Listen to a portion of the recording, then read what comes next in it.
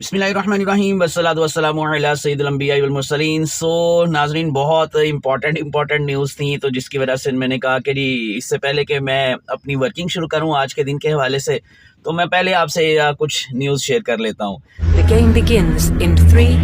2, 1. Fun with Aamir and sons. तो definitely आपको पता ही होगा कि पाकिस्तान ने राइजिंग स्टार एशिया कप में रात को बांग्लादेश को जो है वो हराकर तो चैंपियन बनने का एजाज़ हासिल किया। दूसरी बड़ी खबर आपको वो भी पता ही है कि पाकिस्तान ने जिम्बाब्वे को हराया, लेकिन उसमें इंपॉर्टेंट चीज़ क्या थी कि उस्मान तारिक ने अपनी हैट्रिक मुकम्मल की। और फिर उसके बाद जी बाबर आजम ने जो 38 जो है वो 50 बनाई है इन T20 इंटरनेशनल्स, तो उसने जी जो विराट कोहली है उनका रिकॉर्ड बराबर कर दिया है। लेकिन जो एक अहम चीज़ है जो कि शायद आप लोगों को ना पता हो, वो भी मैं आपके साथ शेयर करता हूँ कि जी कल के दिन ही यानी कि सुपर संडे, तो सुपर संडे जो है वो हमेशा ही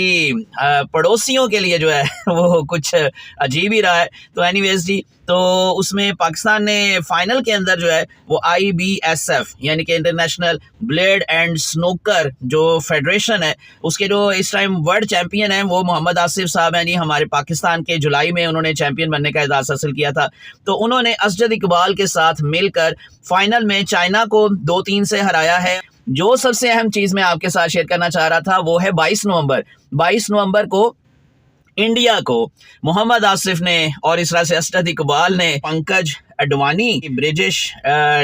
दमानी, तो अजीब से नाम है इनके तो वो जी उनको जनाब उन्होंने सेमीफाइनल के अंदर हराया था अच्छा खासा 3-1 के जो है वो स्कोर के साथ, यानी कि 3 फ्रेम जो थे वो पाकिस्तान ने जीते और एक जो है वो इंडिया ने पहला जीता था, तो उसमें भी वो हरा चुका है। और अब मैं जो सबसे अहम चीज़ आपके साथ डिस्कस कर रहा हूँ वो है जी अरफान जलेबी। तो अरफान जलेबी का एक जो स्टेटमेंट सामने आया, बयान आया फाइनल से पहले, यानी कि राइजिंग स्टार एशिया कप के फाइनल से पहले जब पाकिस्तान बांग्लादेश का फाइनल अभी होना था, तो उन्होंने जनाब ये स्टेटमेंट दी, इंडिया है ये पिछले जी जनाब 3 जो है वो अहम टूर्नामेंट जीत चुका है ऑलरेडी, चैंपियन ट्रॉफी जीत चुका है और उसके बाद फिर ये T20 वर्ल्ड कप भी पहले जीत चुके हैं, फिर अभी ये जो इनका ODI वीमेन वर्ल्ड कप है वो भी इन्होंने जीता, और रिसेंटली ये ब्लाइंड क्रिकेट वर्ल्ड कप जो है वो वीमेंस उन्होंने भी जीता। तो हमारे पास जनाब बहुत सारे कप हैं पहले से ही, और ये जो यूजलेस ये जो राइजिंग स्टार एशिया कप हो रहा है, तो ये यूजलेस जो है वो ट्रॉफियां हम क्योंकि नहीं लेना चाहते,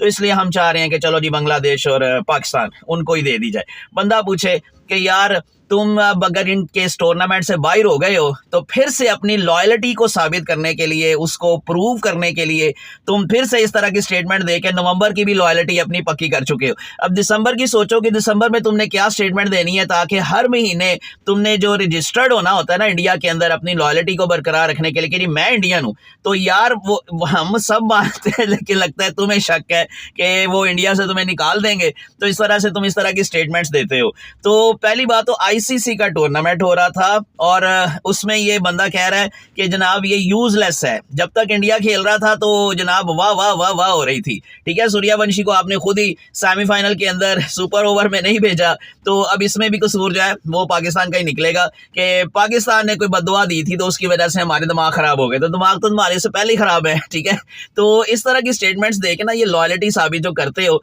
तो यार इसको प्लीज तुम्हारी मेहरबानी छोड़ दो। तो ये यूजलेस नहीं था, ये राइजिंग स्टार एशिया कप से ही जो टीमें हैं, मतलब खिलाड़ी हैं, वो आगे आपके इंटरनेशनल टीम्स के अंदर आते हैं, और फिर इसी वजह से जारी बात है कि हर टूर्नामेंट की एक अहमियत होती है। तो पाकिस्तान फातिहा करार हो चुका है, चैंपियन बन चुका है। दिल दिल पाकिस्तान, जान जान पाकिस्तान, पाकिस्तान जिंदाबाद।